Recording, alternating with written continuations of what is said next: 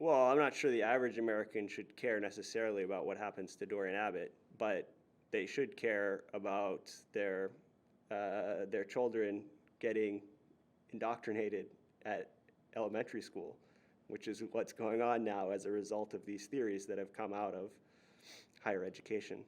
So the education schools in particular are a cesspool of the worst ideas out there, and they're indoctrinating teachers who then go out and try to capture students into this worldview.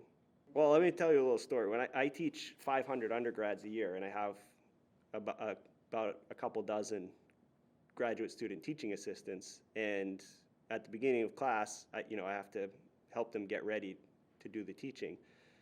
And what I say is, like, these guys look like knuckleheads who drank too much beer last night, but in 30 years, they're going to be CEOs and business leaders and government leaders, and some nerd is going to come into their office and be pointing at figures and saying lambda, lambda, nu, and this is like our chance to give them a chance to actually understand what's going on.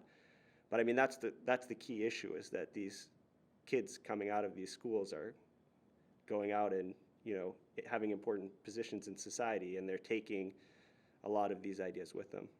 Yeah, so ACTA, FIRE, the Academic Freedom Alliance, the Heterodox Academy, all of these groups, the alumni free speech groups, they're all really important. One thing I'd like to say, people often use the pendulum metaphor. They say, oh, the pendulum's just swung that way and it's going to swing back. And the problem with that metaphor is that it's passive.